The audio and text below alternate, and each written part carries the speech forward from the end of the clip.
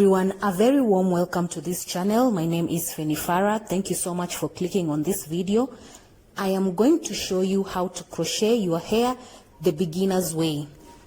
For this, you need your crochet braids, and a comb. I used the Ivana Twist long braids by Olivia.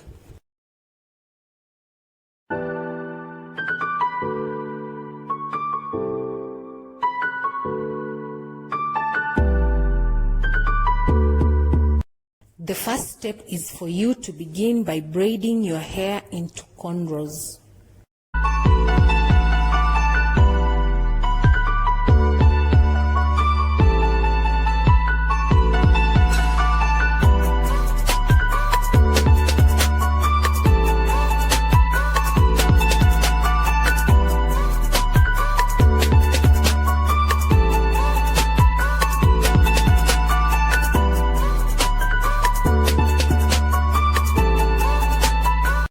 If you need me to show you into details on how to cornrow your hair, just comment down below and I will soon make another video.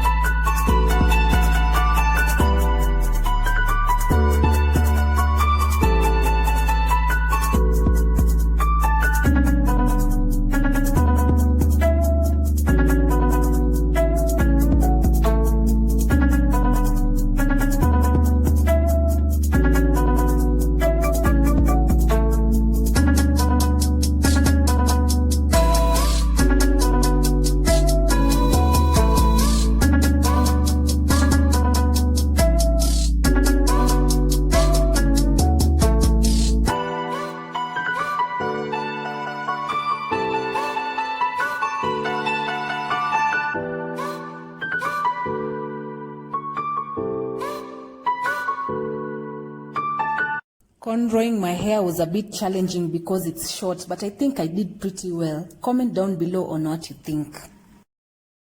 My head is so small. Don't I look like a high school student in cornrows? Comment down below.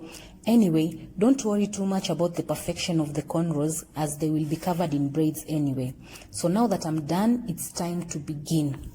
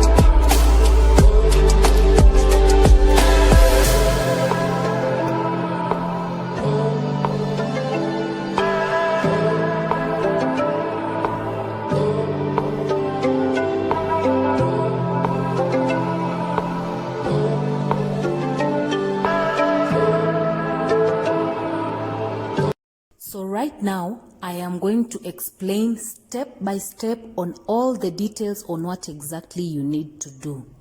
Step 1. Pick up your braid and hold it on the loop side of it. Step 2. Slide in the crochet latch underneath your cornrow. Step 3.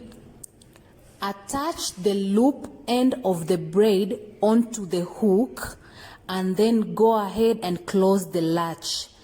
Then after that you pull it on the other side.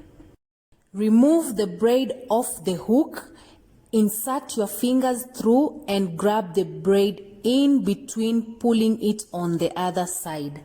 For me, I twist it and pull it again on the other side just to make sure that it is well secured. It is as simple as that, but you will need a lot of practice if you are a beginner. Make sure you let me know when you try this hairstyle. Thank you so much for watching this video till the end. Don't forget to subscribe if you haven't already, and I'll see you on my next one. Goodbye.